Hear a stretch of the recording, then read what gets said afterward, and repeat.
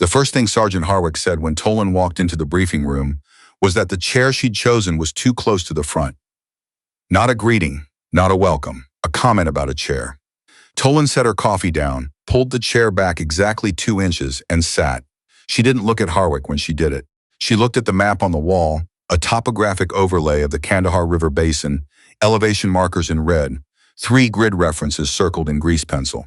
She'd studied the same region the night before, cross-referencing satellite imagery with ground reports that had come in from a forward reconnaissance element 2 days prior. She already had questions about the northern approach corridor that nobody in the room had thought to ask yet. Harwick didn't notice. He was already talking to Monroe about load distribution. That was the first sign. Not the chair comment, the map. The way nobody else in the room had looked at it yet. Tolan had come to 3rd Ranger Battalion out of Fort Benning with a record that should have made introductions unnecessary. 2 deployments to eastern Afghanistan, 1 to the Horn of Africa. A marksmanship certification that put her in the top 4% of qualified snipers in the United States Army. She'd earned the tab, she'd done the school. She had the kind of file that, if you were reading it without a photograph attached, you'd assume belonged to someone who'd been doing this since before they could drive. The photograph complicated things, apparently. She was 31, 5'4", and had the kind of face that made people assume she was somebody's younger sister visiting the base. She'd stopped being bothered by that assumption somewhere around her 2nd deployment. What she hadn't stopped noticing was what the assumption produced. The half-second pause before a handshake, the instinct to explain things she already knew, the way men in a room would form a conversational circle and leave just enough space that she could join if she wanted, but never quite enough that she was already in. Sergeant First Class Drummond had been the one to formally introduce her to the platoon. He'd done it well, ranks, record, specialty, assignment, clean and professional. When he finished, there was a moment that lasted maybe 3 seconds too long, and then Corporal Revitt said, "So you're attached to us for the full rotation?" And the emphasis he put on attached was doing a specific kind of work that Drummond either didn't hear or chose not to address. Tolan said yes, she was attached for the full rotation. Revitt nodded, looked at the man beside him, a staff sergeant named Quaid, and they shared something brief and sideways that they probably thought she missed. She didn't miss it. She filed it and moved on. She had learned a long time ago that the energy spent on that kind of thing was energy you couldn't spend on the work. And the work was what mattered. The work was the only thing that was going to answer Revitt and Quaid in any language they'd actually hear. The base sat in a shallow depression 3 kilometers south of the river, protected on 2 sides by ridgeline, and on the 3rd by a forward operating perimeter that the previous rotation had built up over 18 months. It was functional, fortified, and deeply ugly. The architecture of pure necessity, nothing softened, nothing extra. Tolan had been in worse. She'd been in places where the walls were sandbag and hope, where the nearest medevac was 40 minutes out on a good day. This was better than that. The cots were solid, the comms were reliable, and the mess facility served actual food twice a day. What the base did not have was a proper hide position for a sniper working solo. The elevated ground to the north, the only angle that covered the full eastern approach, required a 2-kilometer movement through terrain that the platoon's standard patrol routes didn't include. Tolan had flagged this in her first week. She'd written it up, submitted it through Drummond, and received back a response that the current patrol pattern was assessed as adequate by the previous rotation's intelligence officer. The previous rotation's intelligence officer had also failed to mark 3 of the 6 known insurgent staging areas on his final situation report. She'd found the gap herself by comparing his outgoing brief with raw signal intercepts from the week before his rotation ended. She'd flagged that too. Drummond had taken the note seriously. Harwick had looked at her like she'd pointed out a grammatical error in a document that had already been signed. She stopped submitting written notes to Harwick after that. She kept her own log instead. The mission brief came on a Thursday, which was unremarkable except that it came with 48 hours notice instead of the standard 72, and the intelligence package that accompanied it was thin. Not thin in the way that all intelligence packages were thin, incomplete, probabilistic, full of hedged language and error bars, but thin in a specific way that felt like someone upstream had decided the picture was good enough without finishing it. The target was a network coordinator. Mid-level, but connected. The kind of person who didn't pull triggers himself, but knew exactly who did and when. There was a structure in a village 8 kilometers northeast of the base, and a pattern of movement that the signals element had been tracking for 11 days. The coordinator was believed to use the structure as a transit point, typically staying between 6 and 14 hours before moving on. The window for the operation was assessed as the next 72 hours.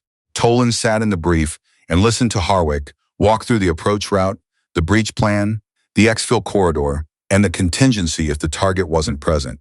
She listened to all of it, and then she looked at the meteorological annex that had been attached to the intelligence package, and which nobody else in the room appeared to have opened. There was a weather system moving in from the northwest. It had been building for 4 days.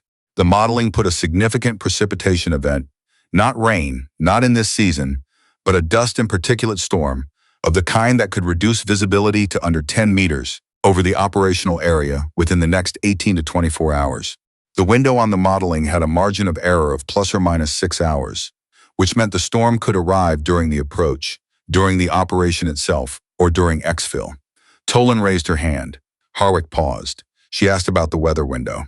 She asked specifically whether the meteorological data had been factored into the timing of the operation, and whether the 48-hour notice reflected a decision to move before the storm arrived, or a decision that the storm had been assessed as manageable. Harwick looked at her for a moment. Then he said the weather had been reviewed and was not assessed as a significant operational risk. He said it, the way you'd say something to someone who'd raised a concern that had already been handled, not unkindly, but with the particular patient quality that means we've considered this, you don't need to worry. She looked at the modeling numbers again. She didn't say anything else. Quaid caught her eye from across the table. Not hostile. Something more like quiet amusement, the expression of a man who'd watched someone ask a question that confirmed what he'd already suspected about them. She looked back at the map, the northern approach corridor, the 3 grid references in grease pencil. She had questions about the ridge transition at the second waypoint that she was going to have to answer herself. They moved out at 0200, 8 personnel, not counting the 2-vehicle element that would hold at the staging point 4 kilometers back. Harwick on point command, Drummond with the main assault element, Revit and a specialist named Forsyth with the support position, and Tolan attached to the outer security element with a ranger named Kamathi, who had been doing this for 6 years, and who, in the first week, had been the only member of the platoon to ask her a direct operational question without any secondary agenda behind it. The movement to the objective went without incident for the first hour and 40 minutes. The terrain was rough in the way that this entire region was rough. Not dramatic, not the kind of landscape that made you feel something, just uneven and punishing and full of loose rock that shifted under your boots without warning. The temperature had dropped 12 degrees since sundown. Tolan moved at the pace the elements set and kept her observations to herself, cataloging the terrain as she went, building the picture she'd need if something changed. Something changed at the 2-hour mark. Not the enemy, not the objective. The wind. It shifted 15 degrees from its reported bearing and picked up speed in a way that Tolan had learned from 2 previous operations in similar environments, meant the storm was closer than the modeling had put it. She could smell it. The particular dry metallic quality that came before a major particulate event, the air turning slightly denser and stranger. She keyed her radio and reported the observation to Drummond. Drummond acknowledged, passed it to Harwick. Harwick said they were continuing to the objective. She understood why. They were 90 minutes from the target. Pulling back now meant losing the window, possibly losing the target entirely, and doing it on the basis of one operator's sensory rate of the wind. She understood all of that. She also understood that the gap in the ridge at the second waypoint, the one she'd flagged in her original note, and which was not adequately covered by the current patrol and support positioning, was about to become the most important piece of terrain on the map. She told Kamathi, quietly, not on the net. She said if the storm came in during the exfil, the ridge gap was going to be a problem, and she was going to position herself to cover it whether or not she received tasking to do so, and she wanted him to know that, so he wasn't reporting an unauthorized movement at a critical moment. Kamathi looked at her for 3 seconds. Then he said, "Understood, that was it. No question. No second guessing. Just the clean, functional acknowledgement of someone who had been in enough situations to recognize when a person knew what they were talking about. The structure was where the intelligence said it would be. The breach went cleanly. The target was present, not exactly where the pattern analysis had projected him, but in the building, in a back room, with two associates who were not in the intelligence package and whose presence added a variable that had to be managed quickly and without noise. Drummond managed it. The main assault element secured the structure in under 4 minutes, which was good work by any standard. Tolan was at the outer security position when it happened. She heard the breach go, heard the radio calls come in clean, and she was already watching the ridge gap when the storm hit the first elements of the egress route. It didn't come gradually. That was the thing about this kind of storm. The leading edge was not a gradual dimming but a wall, a physical mass of suspended particulate that moved across the terrain like a curtain being drawn, and when it crossed the ridge, it dropped visibility from 400 meters to approximately 30 in the space of 90 seconds. She'd seen it before. She knew exactly what it was going to do to the exfil. What it did was this. It separated the two elements of the main assault group that had moved to their exfil positions at slightly different times. The lead element, Harwick and two others, made it through the gap before the storm's leading edge hit. The trailing element, Drummond, Revitt, and Forsyth, did not. Tolan was already moving when she heard the first radio call. Not running, moving, which was different, deliberate and controlled, because running on this terrain in these conditions was how people broke ankles and became problems instead of solutions. She had the ridge gap fixed in her mental map, and she moved toward it on bearing, using the compass reading she'd taken before the storm hit because her eyes were useless now and she'd known they would be. The radio traffic told her what was happening without telling her everything. There was contact, not the target, someone else, a secondary element that had not been in the intelligence picture and which had positioned itself in the low ground east of the structure, probably watching the building, probably waiting to see what happened before deciding whether to move. When the storm hit and the exfil fragmented, they'd made their decision. 3 shooters, possibly 4. Drummond's element was pinned behind a low terrace wall, taking fire from the east, unable to move because movement in this visibility was moving blind into a threat that knew where they were. She heard Harwick's voice on the net. He was trying to get Drummond's element a direction to break contact, but from his position, on the far side of the storm's leading edge, he couldn't see the terrace wall, couldn't see the threat, couldn't see anything. He was working from description, and it wasn't enough. Tolan reached the ridge gap. She could hear the firing.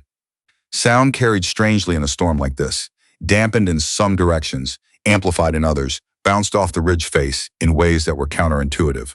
But she'd spent enough time calibrating this kind of environment that she could use the sound the way another person might use sight.